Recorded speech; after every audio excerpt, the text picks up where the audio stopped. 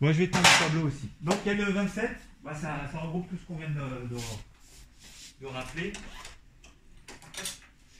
Donc, le 27, page 75. D'abord, on nous propose trois types de liaisons. La liaison HCl, la liaison CCl et la liaison CO. On ne parle pas de molécules, là. On ne parle que de liaisons.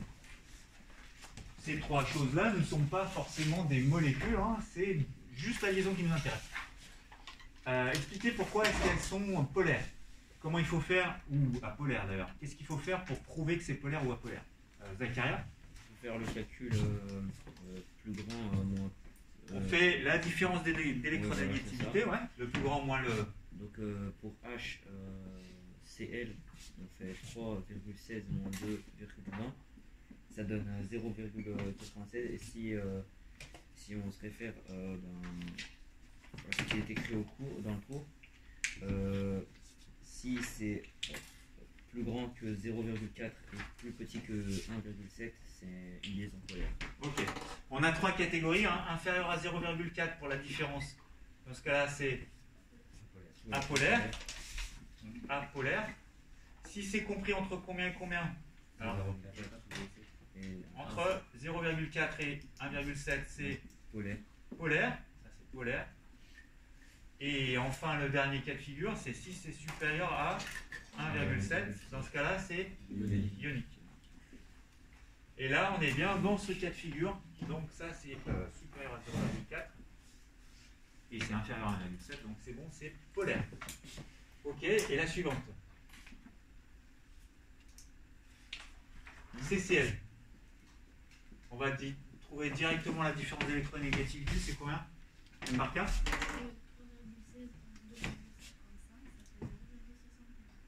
0,61. Conclusion? Ouais. C'est polaire. Ouais. C'est supérieur à 0,4, c'est polaire. CC. Non, il n'y a pas CC. CO. Mathis. 0,89, donc c'est polaire. Ok. Je vous demanderai des justifications dans le DS de lundi. Il faudra justifier comme ça, en faisant les différences. On dit, bah, c'est soit ça répond à ça, à ce critère, à celui-là ou à celui-là, pour pouvoir justifier. Il faudra être complet. Hein. Là, je n'ai pas fait des grandes phrases. C'est pour aller vite. Que dire de la liaison CH? Quand on fait CH, le delta xi, là, il vaut combien, Zacharia? CH est apolaire, sa différence de charge est de 0,35 et 0,35 est inférieur à 0,4. Donc c'est apolaire. Voilà. Alors attention, on ne parle pas de différence de charge, hein, c'est une différence d'électronégativité. Il ne faut pas confondre. Hein. Électronégativité, c'est la tendance à attirer les électrons à soi. Donc elle n'est pas polaire celle-là. Ok. Bon, bah, grâce à ça, maintenant on va pouvoir reproduire chaque molécule. Alors ce que je vais faire, moi j'aime pas la question telle qu'elle est posée, on va écrire Lewis. On va faire avec Lewis. Oui. C'est comme ça que je vais vous le demander. Moi je ne vais pas vous demander de faire des dessins en couleur comme ça ou de faire des formes géométriques. Hein. Lewis. Donc ici HCl en Lewis. Normalement sur la figure 6 de la page 69, ça montrait le schéma de Lewis. Ah d'accord. Bon bah on va le faire hein, de toute façon. Je vais le faire à l'endroit où c'est. Là où c'est indiqué, puis je verrai si j'arrive à effacer derrière. Ça c'est Cl, et puis ça c'est H. Qu'est-ce que je mets autour de Cl? Ouais. 3 double non liant. Après ici j'ai un carbone au centre. Et puis j'ai des Cl un peu de partout. Alors je vais le faire comme ça. Et comme ça. Ça se voit sur la vidéo, c'est pas trop confus là les deux. Non, c'est bon. Celui-là, le CO2, c'est. Qu'est-ce que je peux dire des oxygènes? Il y a quoi sur eux? Il y a deux double non liants comme ça. Et puis celui-là, hop, il est comme ça. Donc j'ai refait Lewis. Grâce à ça, je vais pouvoir trouver les charges partielles et à partir des résultats obtenus à la question précédente, indiquer si chacune des molécules est polaire ou apolaire. Il pourrait y avoir une question supplémentaire, c'est quelle est la géométrie? Là, j'en parlerai pas. Mais là, la géométrie, elle serait comment? Admettons que c'est la question. Tétraédrique, vous codez 4 liaisons simples. Ici, linéaire, ça se voit. Et ici, triangulaire. toute façon, tout se voit là-dessus, il n'y a pas de souci. Alors, je vais faire apparaître les charges partielles. Du coup, les CL, ils vont être comment? Ils vont être négatifs duquel? Delta moins. Alors, duquel? Ah oui, on va commencer par celui-là. Oui. Ils vont être delta moins. Bah tous, hein, parce que le CL, je pense que c'est un des plus électronégatifs. Donc, là, j'ai du delta moins, du delta moins, du delta moins, du delta moins. Partout, il y aura CL, là. L'oxygène aussi, ça va être le delta moins. Dans toutes les figures. Je ne parlerai pas de cette liaison-là. Pourquoi? Elle est apolaire. Elle est apolaire. Après, je vais placer les delta plus en vert. Et après, je vais chercher les centres. Donc, les delta plus, là, il est évidemment sur H. Il y en a combien? Il y en a un seul, de delta plus, ou plusieurs? Un seul. Un seul, puisque ça doit être neutre. Je rappelle que le delta, c'est une partie de. C'est une portion de. En gros, c'est quelque chose qui est plus petit que 1 en termes de charge. C'est pas une charge entière. Après, on ne le quantifie pas vraiment. C'est peut-être très très petit, ou très proche de 1, ou très loin de 1, mais c'est pas ça qui compte. Ici, je vais mettre quoi? 4 delta plus. Puisqu'il faut que je regroupe les 4 delta moins qui sont là et que j'équilibre. Là, je vais mettre quoi? 2 delta. 2 delta plus. Et ici, Un seul. delta plus un seul.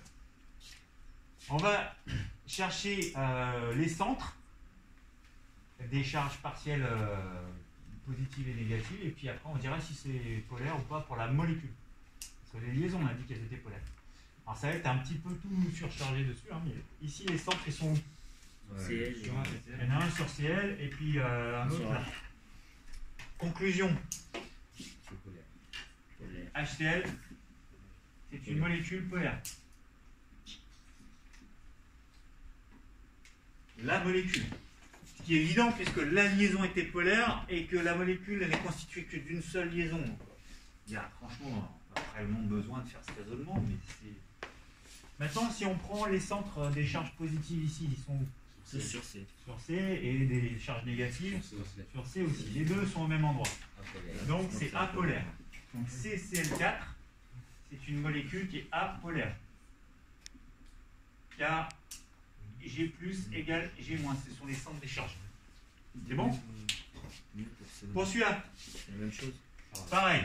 Les deux, pour la somme des plus, le centre des moins, c'est tout confondu. Donc pareil pour CO2.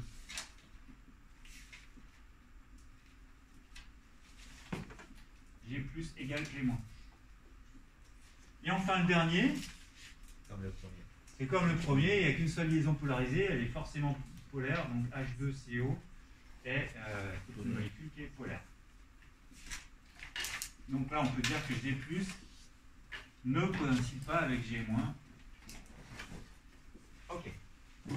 Ça vous va? On passe au suivant. Le 28, page 75. Alors cette fois-ci, je peux tout effacer? C'est bon? Voici, tu arrives à suivre? Cette fois-ci, on a affaire à des molécules un petit peu plus complexes, un peu plus grosses en fait. Recenser les liaisons covalentes présentes et puis trouver celles qui sont polaires ou pas. Alors, on va recenser tous les types de liaisons. Donc on va les écrire en fait. Il y a quoi comme liaison là-dedans? Comme type de liaison? Il y a du CH et il y a... il y en a une autre? Il y a CC. Il y a CC aussi. Je peux faire les calculs pour les deux. Elles sont apolaires. Elles sont toutes les deux apolaires. À chaque fois, j'aurai un truc inférieur à 0,4. Ici, c'est sûr, je vais avoir 0. Puis là, on a déjà calculé, ça fait 0,35. Donc c'est apolaire. C'est bon? C'est ça recensé? Ouais. Pour la C'est première. pas fini, hein. Tout est lié. C'est pour toutes les molécules ou juste pour la première? C'est pour toutes les molécules. Il me reste.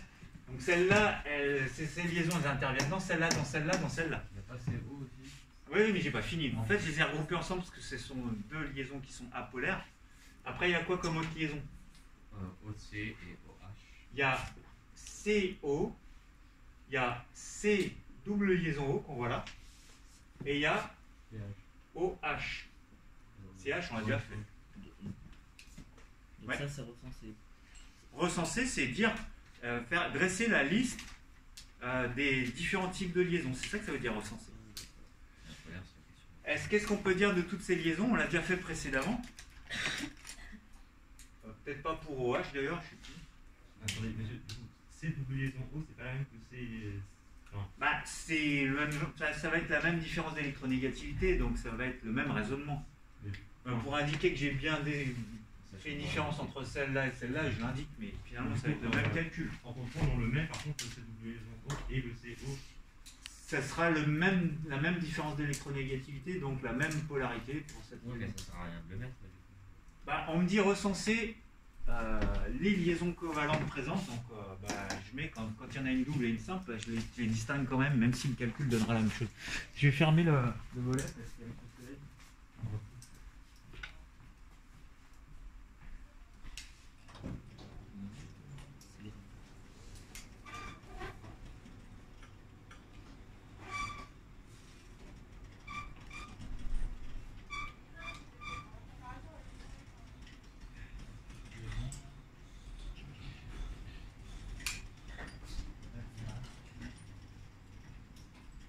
Bon.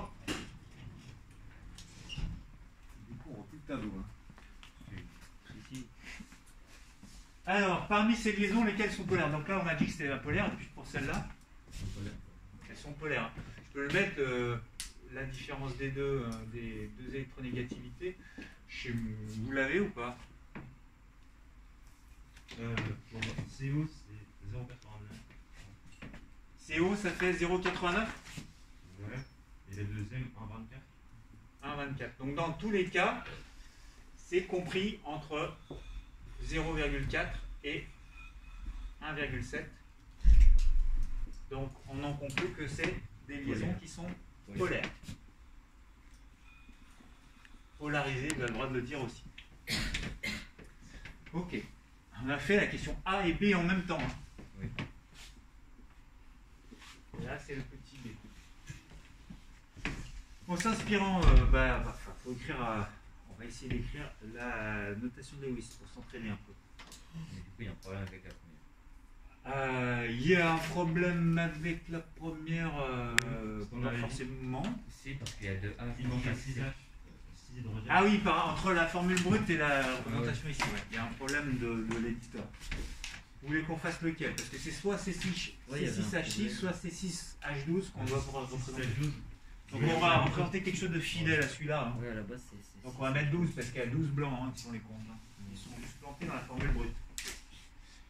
Et puis donc on va les représenter, puis représenter les charges partielles le cas échéant, et localiser les barycentres, et puis dire si ces molécules sont polaires ou pas. Donc on va faire A, B, C et à la suite. Hein. Pour la première, déjà est-ce qu'on peut dire si elle est polaire ou apolaire? Elle est apolaire parce qu'elle ne contient que des liaisons qui sont apolaires. Celle-là. Alors je vais la dessiner quand même histoire de voir ce que ça peut donner, mais c'est pas indispensable. Hein. Donc là, le C6H12 est apolaire. Parce qu'elle ne contient que des liaisons comme ça qui sont apolaires. Si je devais la dessiner, à votre avis, il y a 6 carbones qui ils sont en cycle. Hein. Vous voyez, ça se fait une boucle. Oui. Imaginez que je dois accrocher 6 choses qui se repoussent au maximum. Ça va adopter quel type de géométrie? Un rectangle. Alors un rectangle, Un prisme. ça n'a pas 6 côtés, 6 angles, Un prisme. 6 sommets, pardon. Ouais. Il me faut 6 sommets. Est-ce que vous connaissez une figure, moi je la connais très très bien, une figure qui a 6 sommets et qui est la plus écartée possible? Un hexagone. C'est un hexagone. Donc ça va former un hexagone, comme ça se repousse au maximum, mais en fait il faut que tous les angles soient à chaque fois les mêmes entre les carbones ici. Monsieur, c'est pas grave si c'est à l'horizontale. Bah à l'horizontale ça sera faux, puisqu'il faut que ça soit bouclé là, c'est fermé sur les mêmes. Non, mais en gros, moi, je fait comme ça. Là. Ouais, alors si tu m'as fait ça, un truc dans ce genre là, Non, non, en fait, j'ai fait. C'est j'ai pas fait très grave, ça. l'hexagone. J'ai fait l'hexagone, sauf à l'horizontale. Alors, j'ai. ah oui, non, c'est pas grave. Ouais, Une molécule ça tourne, hein. Je la fais dans le sens que je veux. Bon, et puis là, on a deux hydrogènes à chaque fois. Tac, tac, tac, tac. Bon, je vais l'effacer juste après ça. C'est juste histoire de dire qu'on pourrait faire la représentation de Lewis. Si je demandais quelle est la géométrie autour des carbones, ce serait quoi? Tétraédrique. C'est pas posé comme question, mais il y a à chaque fois 4 liaisons autour de chaque carbone, donc c'est tétraédrique. Ok, bon, j'ai pas besoin forcément de la faire, celle-là, c'était pas indispensable. Je vais faire la deuxième, l'éthanol. Donc j'efface ça. Je l'ai fait juste par curiosité pour vous montrer qu'on peut la définir. L'éthanol, donc la formule brute, c'est C2H6O. Alors, on va avoir un carbone suivi d'un oxygène, suivi d'un hydrogène. Et puis là, j'ai 3 hydrogènes et là 2. Je dois rajouter des doublets non liants. Où est-ce qu'il y en a? Oui, il y a 2 doublés. Ici, sur l'oxygène, il y en a toujours 2. Maintenant, je vais mettre les charges partielles. Ça te gêne le ballon, hein? N'hésite pas à le déplacer hein, si tu vois pas bien de l'auteur. Il n'y a que cette liaison qui est chargée. Et celle-là. CO est chargé, est polarisé, et OH aussi. Alors, on va commencer par les deux lieux où il y a du delta plus. C'est où qu'il va y avoir des delta plus? Carbone et hydrogène. Le carbone et l'hydrogène. Donc delta plus ici, delta plus ici. En admettant qu'on fait le même. Si on voulait être rigoureux, je crois que c'est Paul qui m'avait posé la question, on aurait pu mettre un delta 1 ici et un delta 2 parce que ça ne va pas être exactement les mêmes charges partielles. On s'en fiche un peu, c'est pas grave, on ne cherche pas à les quantifier. Ouais. Pourquoi on a pris C, O et H et pas le reste? Parce que le reste n'est pas polarisé, c'est que ces liaisons. Ok. Et le delta moins, il va être où? Sur le haut. Et j'en mets combien? 2. J'en mets 2 en admettant que ces deux-là soient à poids égal. Ce qui n'est pas tout à fait le cas, mais il faut dire que toute cette charge partielle négative doit compenser ces deux-là. Oui. Dans le chapitre, dans le cours qu'on a commencé, Landier, on a dit que quand il y avait une charge partielle, ça pouvait inclure des charges partielles à côté. Du coup, est-ce que la charge partielle sur le C ne va pas induire une autre charge partielle sur le H? Sur celui-là? Ouais, sur le H. Une petite, hein, mais très légère. Mais celle-là, du coup, on la néglige quand On n'en parle pas, elle est tellement légère par rapport au reste que ici ça va peut-être induire un petit delta moins ici peut-être, mais franchement ça sera tellement faible que on n'en parlera pas pour la polarité de la molécule. Ouais. Est-ce qu'il y a des exercices comme ça pour nous? Oui, bien sûr. Alors, le centre des charges, on le repère pour faire la dernière partie de la question. Donc là j'ai représenté les charges partielles. Le barycentre, c'est-à-dire le grand G+, et le grand G-, est-ce qu'ils sont confondus? Oui. Non. Oui, globalement oui. Oui. C'est vrai que ça peut se discuter. On va dire que oui. J'ai La vue qu'on avait fait, Non, elle est pas. normalement, elle est légèrement décalée d'un côté si j'ai mis. Bah, c'est coudé, du coup, c'est pas du tout des. C'est pas du tout. Ah oui, pardon, ouais, c'est coudé. Tout à fait. Alors il faudrait que je la fasse dans sa géométrie, t'as raison. Je faisais une erreur. En réalité, ça donne ça, hein, si je veux respecter ces coudées. Moi, je ne le voyais pas, peut-être parce que j'ai été au-dessus. Et donc, le centre des charges, il faut se méfier de ça, hein, j'ai fait l'erreur. Le centre des charges partielles positives, il va être où? Il va être ici, à peu près, hein, sur cet axe-là. Donc là, je vais avoir G+. Et l'autre?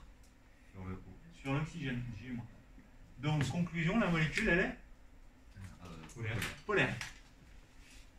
Donc c'est une molécule polaire. Car G+, ne coïncide pas avec le centre des. Attention, je l'avais dessiné aligné, je ne l'aurais pas vu. Je ne l'aurais pas vu, mais il aurait fallu que je dise la géométrie étant coudée, alors le centre des plus ne coïncide pas avec le centre des moins. C'est coudé, hein. Ouais, Paul? Mais après, il y a des molécules qui sont un peu grosses, on va pas pouvoir dessiner la vraie géométrie. Alors, on va s'intéresser peut-être juste à une dernière partie. On peut mélanger deux écritures quand la molécule est trop grosse. Admettons qu'ici, il y a un OH ici, à la fin. Ben, on peut se contenter de mettre C6H11, et puis après, on finit par OH. Et on va s'intéresser à quelle est la partie qui est là. avec le coude bien entendu. Mais ça arrive souvent, hein. Fréquemment, on mélange une formule brute comme ça, et puis une Lewis à la fin pour regarder juste la partie qui nous intéresse. Je vais effacer en haut pour faire la dernière, la troisième, l'acétone. Alors juste une petite remarque pour rebondir sur le chapitre 7 qu'on est en train de commencer à faire. Cette molécule d'éthanol, qui est liquide, hein. L'éthanol c'est un alcool, celui avec lequel vous désinfectez vos plaies, celui avec lequel vous désinfectez les mains au gel hydroalcoolique. Est-ce qu'il va se mélanger à l'eau? Oui. On va le voir, hein, il va avoir exactement des propriétés très comparables à celles de l'eau, puisqu'il y a la même liaison OH. Donc il va y avoir les mêmes charges partielles, ce qui signifie qu'ils vont avoir de fortes affinités et ça va bien se mélanger. D'ailleurs, quand vous mettez de l'alcool dans l'eau, est-ce que ça se mélange? Ouais, c'est-à-dire que l'alcool est soluble dans l'eau. Ça se mélange parfaitement. Du fait que c'est les mêmes types de liaisons et de polarités qu'il y a. Par contre, si vous prenez du cyclohexane, je sais pas si vous avez déjà fait ça, ça nous arrivera la semaine prochaine peut-être. Ouais. La semaine prochaine en TP, on prend du cyclohexane, on le met dans l'eau, à votre avis, il va se passer quoi? Ça va pas se mélanger. Parce qu'il y aura, celle-là elle sera apolaire alors que l'eau sera polarisée. Et bien ça va pas se mélanger, vous allez avoir un cyclohexane à un endroit, soit en haut, soit en bas, en fonction de sa densité. En tout cas, ça se mélangera pas. La dernière, donc, c'est l'acétone. C3, donc on va faire sa structure Lewis. Hop. J'ai un carbone ici, un carbone ici, un carbone. Je vais respecter la géométrie à peu près. Et puis ça doit finir comme ça. Et là, j'ai 3 hydrogènes. Tac, tac, tac. Bon. La seule liaison polarisée, elle est là. Où est-ce qu'il est le delta moins? Sur l'oxygène. Et le delta plus sur le C. Est-ce que les centres des charges partielles coïncident? Non. Ah non, là j'ai le G-, là j'ai le G+. Du coup, ils sont polaires. C'est une molécule polarisée. Ou polaire. La molécule, hein. Pas que la liaison. Car G+ ne coïncide pas avec G-. D'accord? Donc celle-là, elle va pouvoir aussi se mélanger un peu avec l'eau. Peut-être moins bien que la précédente, mais on le verra plus tard. Il reste le 33, l'eau oxygénée. Jean, tu as besoin de temps pour écrire? L'eau oxygénée, on l'utilise comme désinfectant. C'est un antiseptique. Et sa formule, ça ressemble à l'eau, c'est H2O2. Cette molécule, on s'en sert beaucoup en chimie. Elle réagit. D'ailleurs, on l'avait vu dans l'oxydo. Non, on n'a pas fait. Ouais, Si, dans l'oxydoréduction, là. Et même avant. Bon. Établir le schéma de Lewis de l'eau oxygénée. À la limite, j'ai même pas besoin de ce dessin-là. Hein. H2O2. La logique, vous savez que l'hydrogène ne fait qu'une liaison.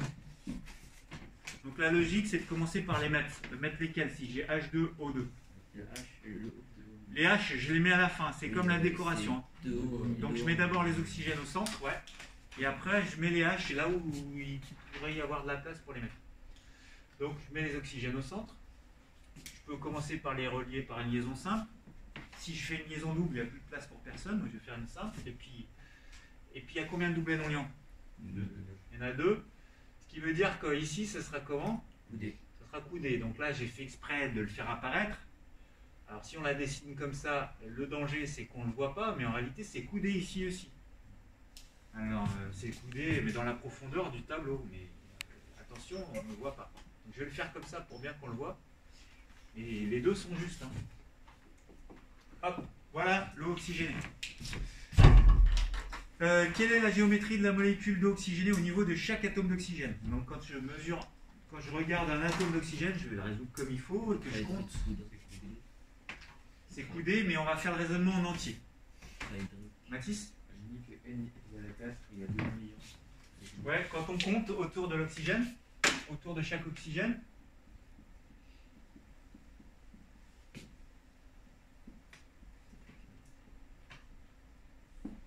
N égale 4, autrement dit, il y a quoi dans le détail?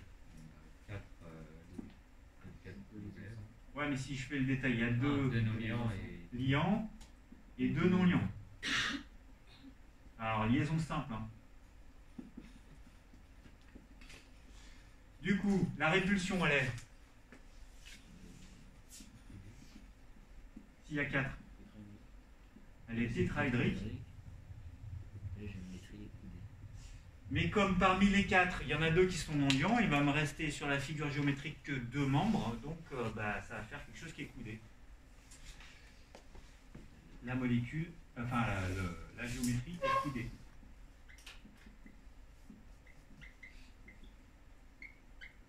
Là, il y a 2 non-ions. C'est bon pour tout le monde? C'est pareil là et là, hein, c'est le même raisonnement, on ne va pas le faire 2 fois.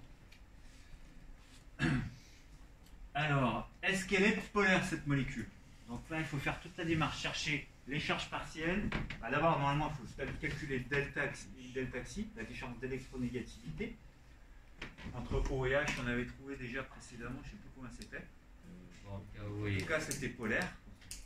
Qui est-ce qui va être delta moins? L'oxygène ici, celui-là aussi. Et là, delta plus. Si je cherche le centre des charges partielles positives et des négatives, est-ce qu'ils coïncident? Non. Non.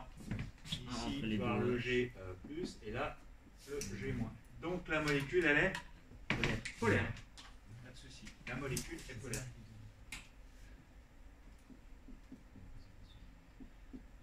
Donc on peut dire que le centre des charges partielles positives ne coïncide pas avec le centre des charges partielles négatives, du coup la molécule est polaire.